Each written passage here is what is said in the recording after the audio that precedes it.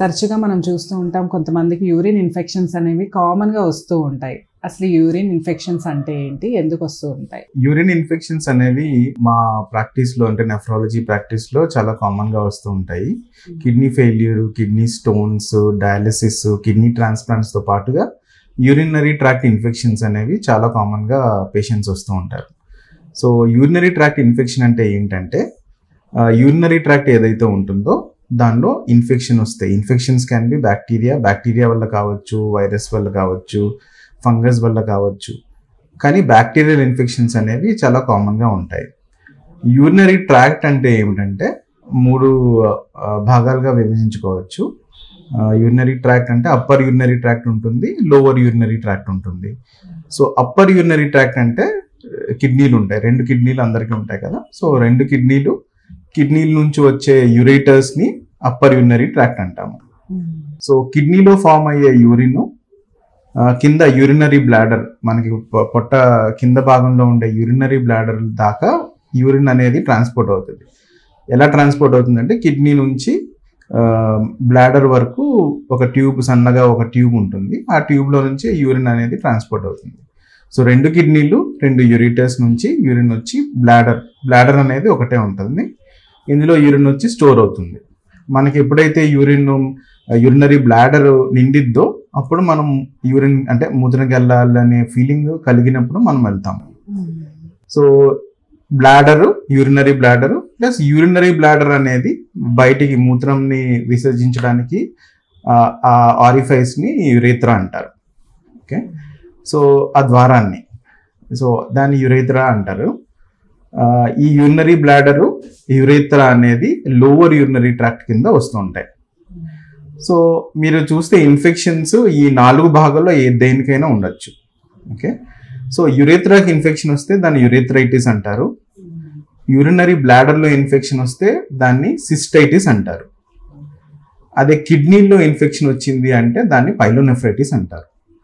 So మనం కామన్గా urinary tract infections, specially ఆడవాళ్ళలో వచ్చే ఇన్ఫెక్షన్స్ యురేథ్రైటిస్, సిస్టైటిస్. సో ఈ యురేథ్రైటిస్, సిస్టైటిస్ ఇన్ఫెక్షన్ని మనం మంచిగా ట్రీట్ చేయకపోతే ఆ ఇన్ఫెక్షన్ ఏదైతే ఉంటుందో పైకి వెళ్ళి కిడ్నీలను కూడా ఇన్ఫెక్ట్ చేస్తుంది. సో పైలోనెఫ్రైటిస్ కిడ్నీ ఇన్ఫెక్షన్ అనేది ఏంటంటే serious infection of the kidneys. Okay, ఇదేంటంటే అప్పుడప్పుడు డయాబెటిక్ పేషెంట్స్ కానీ, ఎప్పుడైతే మనకి ఇమ్యూనిటీ పవర్ తగ్గిద్దో కొంతమందికి, అంటే క్యాన్సర్ వ్యాధిగ్రస్తులకు కానీ లేదా హెచ్ఐవి పేషెంట్స్ కానీ, ఈ pyelonephritis can be life threatening, అంటే ప్రాణానికి హాని కూడా కలిగే అవకాశాలు ఉంటాయన్నమాట. So urinary tract infections types ఏంటంటే యురేథ్రైటిస్, సిస్టైటిస్, పైలోనెఫ్రైటిస్.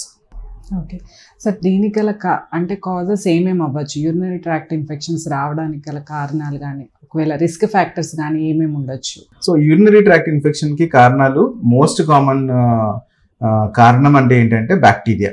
ఈ బ్యాక్టీరియా అనేది ఈ కొలై అని మన పేగుల్లో ఉండే బ్యాక్టీరియా అనమాట. మామూలుగా అందరికీ ఉంటుంది. సో ఎప్పుడైతే మీకు కాన్స్టిపేషన్ కానీ లేకపోతే ఇంకా వేరే ఇమ్యూనిటీ పవర్ తగ్గడము, అప్పుడు ఏమైందంటే ఈ ఇన్ఫెక్షన్స్ అనేవి పేగు నుంచి బయటకు వచ్చి మనకి మూత్రం ట్రాక్ట్లో కూడా, అంటే యూరినరీ ట్రాక్ట్కి చేరి అక్కడ ఇన్ఫెక్షన్ని కాజ్ చేసే అవకాశాలు ఉంటాయన్నమాట. సో ఇది కాజ్ అయితే రిస్క్ ఫ్యాక్టర్స్ అనేవి ఉంటాయి. అంటే ఈ రిస్క్ ఫ్యాక్టర్స్ వల్ల యూరిన్ ఇన్ఫెక్షన్స్ వచ్చే అవకాశాలు చాలా ఎక్కువ ఉంటాయి. అంటే నార్మల్ పాపులేషన్తో కంపేర్ చేస్తే ఈ రిస్క్ ఫ్యాక్టర్స్ ఉన్న వాళ్ళకి యూరినరీ ట్రాక్ట్ ఇన్ఫెక్షన్స్ వచ్చే అవకాశాలు చాలా ఎక్కువ ఉంటాయి. సో ఈ రిస్క్ ఫ్యాక్టర్స్ అంటే ఏంటంటే ఫస్ట్ ఏంటంటే most important thing female gender. So ఆడవారికి మగవారి కంటే ఇన్ఫెక్షన్ వచ్చే రిస్క్ చాలా ఎక్కువ ఉంటుంది. ఎందుకంటే యురేత్రా అంటారు కదా, అంటే బ్లాడర్ నుంచి మూత్రాన్ని విసర్జించే ఆరిఫైస్ దాకా దాన్ని యురేత్రా అంటారు, ఆ భాగాన్ని. సో ఆ యురేత్రా అనేది ఆడవాళ్ళలో లెంగ్త్ తక్కువ ఉంటుంది, మగవాళ్ళలో లెంగ్త్ ఎక్కువ ఉంటుంది. సో బ్యాక్టీరియా అనేది ఈ యురేత్రా నుంచి బ్లాడర్కి వెళ్ళే డిస్టెన్స్ తగ్గిపోతుంది ఆడవాళ్ళకి. సో అందుకనే వాళ్ళకి ఇన్ఫెక్షన్ ఎక్కువ ఉంటుంది.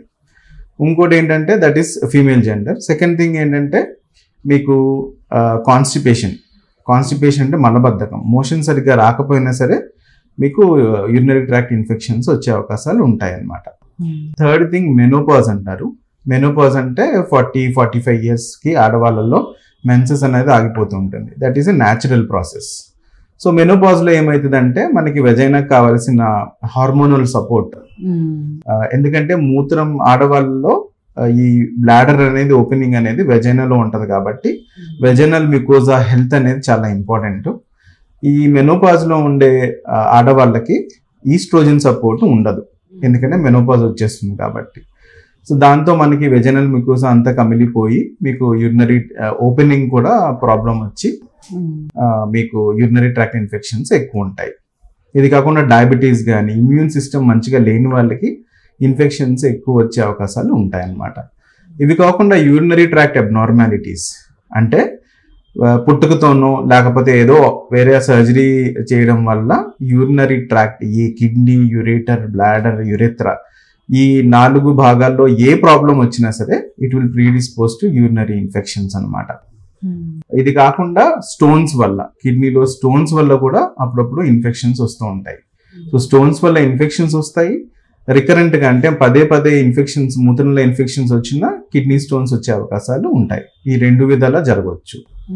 సో యూరినరీ ట్రాక్ట్ అబ్స్ట్రక్షన్ అంటే ఈ కిడ్నీల్లో కానీ యురేటర్లో కానీ ఏమన్నా స్టోన్ పడో లేకపోతే ఇంకా వేరే ఏ కారణం వల్ల అయినా సరే అడ్డుకుపోయి యూరినరీ ఫ్లో, ఏదైతే మూత్రం ఫ్లోని అబ్స్ట్రక్ట్ చేస్తుందో దానివల్ల కూడా మూత్రంలో ఇన్ఫెక్షన్స్ అనేవి వస్తూ ఉంటాయి అన్నమాట. సో ఇవి రిస్క్ ఫ్యాక్టర్స్. ఈ మూత్రంలో ఇన్ఫెక్షన్స్కి రిస్క్ ఫ్యాక్టర్స్ మనకు తెలిస్తే అవి అవాయిడ్ చేసే అవకాశాలు చాలా ఎక్కువ ఉంటాయి. ఇంకోటి ఏంటంటే మీకు అప్పుడప్పుడు హాస్పిటల్స్లో కానీ లేకపోతే బ్లాడర్ సరిగ్గా పనిచేయకపోవడం వల్ల కానీ యూరినరీ బ్లాడర్లో మనం కెథీటర్ వేస్తాం. యూరినరీ కెథీటర్స్ అంటారు. అంటే అది ఒక పైపు, అందులో నుంచి డైరెక్ట్గా యూరిన్ బ్లాడర్ నుంచి ఒక సంచి ఉంటుంది, ఆ సంచిలోకి వచ్చేస్తూ ఉంటుంది. సో యూరినరీ ట్రాక్ట్ లో అంటే యూరినరీ కెథీటర్స్ పెట్టిన వాళ్ళలో కూడా యూరినరీ ట్రాక్ట్ ఇన్ఫెక్షన్స్ ఎక్కువ ఉంటుంటాయి.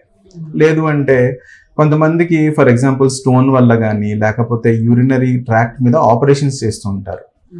ఓకే, యూరినరీ ప్రొసీజర్స్ అన్నమాట. ఆ ప్రొసీజర్స్, సర్జికల్ ప్రొసీజర్స్ చేస్తే వీళ్ళకు కూడా కిడ్నీలో ఇన్ఫెక్షన్స్, మూత్రంలో ఇన్ఫెక్షన్స్ వచ్చే అవకాశాలు ఎక్కువ ఉంటాయి. ఒకసారి ఇన్ఫెక్షన్ వస్తే అది ఎన్ని రోజులు, అంటే టైప్ ని బట్టి అది it will last long or లేకపోతే ఈజీగా తగ్గిపోతుందా? సో నేను చెప్పిన విధంగా ఏమిటంటే మీకు lower urinary tract infections, urethritis కానీ లేకపోతే సిస్టైటిస్ కానీ, they are all simple urinary tract infections. అవి వచ్చినాయి అంటే ఒక 3 రోజులు 4 రోజులు వస్తూ ఉంటాయి. తర్వాత యాంటీబయాటిక్స్ వాడిన తర్వాత వెంటనే తగ్గిపోతూ ఉంటాయి. కొంతమందికి అయితే జస్ట్ వాటర్ ఎక్కువ తీసుకుంటేనే ఇన్ఫెక్షన్స్ తగ్గిపోయే అవకాశాలు ఉంటాయి. సో వీళ్ళకి షార్ట్ డ్యూరేషన్లోనే అయిపోతూ ఉంటాయి, తగ్గిపోతూ ఉంటాయి ఇన్ఫెక్షన్స్. మీకు అదే కిడ్నీ ఇన్ఫెక్షన్స్ అనుకోండి, అంటే పైలోనెఫ్రైటిస్ ఇన్ఫెక్షన్స్ అనేవి నేను చెప్పిన విధంగా అవి serious life threatening infections of the kidney. So దీన్ని ప్రాపర్గా అప్రోప్రియేట్ గా డయాగ్నోస్ చేయకుండా అప్రోప్రియేట్ యాంటీబయాటిక్స్, ప్రాపర్ డ్యూరేషన్, అంటే యాంటీబయాటిక్స్ ఇన్ని రోజులు ఇవ్వాలి, 7 to 10 days లేకపోతే 2 weeks, కొంతమందికి 1 month కూడా వాడవలసిన అవసరం ఉంటుంది. ఇలాగా మంచి యాంటీబయాటిక్స్ కరెక్ట్ టైంకి ఇవ్వకపోతే అవి కాస్త ఎక్కువ రోజులు ఉండి ఇంకా కిడ్నీని కూడా డ్యామేజ్ చేసే అవకాశాలు ఉంటాయి. అండ్ చాలా మందికి యూరిన్ మంటగా వస్తుందని చెప్తారు, లేకపోతే ఒక్కొక్కసారి బ్లడ్ వస్తుందని అంటారు. రకరకాల సిమ్టమ్స్ వస్తాయి వాళ్ళకి. సో ఇవన్నీ యూరిన్ ఇన్ఫెక్షన్కి రిలేటెడ్ ఎటువంటి సిమ్టమ్స్ వస్తూ ఉంటాయి ఈ యూరిన్ ఇన్ఫెక్షన్ ఉన్నప్పుడు? So urinary tract infection symptoms వచ్చేసి మనకి again lower urinary tract symptoms, upper urinary tract infection symptoms కింద మనము విభజించుకోవచ్చు.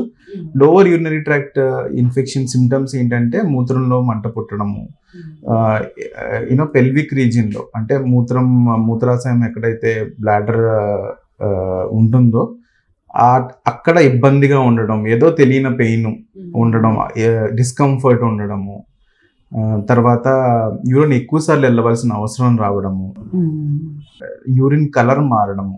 యూజువల్గా మామూలుగా మనం యూరిన్ కలర్ ఏంటంటే వాటర్ లానే ఉంటుంది, మేబీ సమ్ ఎల్లోయిష్ టింజ్ ఉండొచ్చు. లేదు మూత్రం అనేది కొంచెం ఫౌల్ స్మెల్లింగ్ ఉండొచ్చు, కొంచెం వాసన, చెడు వాసన వచ్చే అవకాశాలు ఉంటాయి. యూరిన్కి వెళ్ళినప్పుడు కొంచెం నురగ ఎక్కువ వచ్చే అవకాశాలు కూడా ఉంటాయి. సో ఇలాంటి సిమ్టమ్స్ అన్ని ఏంటంటే లోవర్ యూరినరీ ట్రాక్ట్ ఇన్ఫెక్షన్కి సంబంధించినవి. దీంతో పాటుగా ఫీవర్ కూడా రావచ్చు. సిస్టైటిస్ యూరిథ్రైటిస్ ఫీవర్ రావచ్చు, రాకపోవచ్చు. మీకు కిడ్నీ ఇన్ఫెక్షన్ అంటే ఏంటంటే మీకు బ్యాక్ పెయిన్ ఉంటుంది, కిడ్నీలు ఎక్కడైతే ఉంటాయో లాయిన్ పెయిన్ అంటారు. సో అక్కడ పెయిన్ వస్తూ ఉంటుంది. దాంతోపాటుగా హై గ్రేడ్ ఫీవర్ వస్తుంది. దాంతోపాటు చలి వచ్చే అవకాశాలు ఉండొచ్చు. మిగతా అది ఫీవర్తో వచ్చే సిమ్టమ్స్ అంటే వామిటింగ్స్ కానీ, సివియర్ నాసియా కానీ, చెమటలు పుట్టడం, ఇవన్నీ ఏంటంటే పైలోనెఫ్రైటిస్కి వచ్చే సిమ్టమ్స్.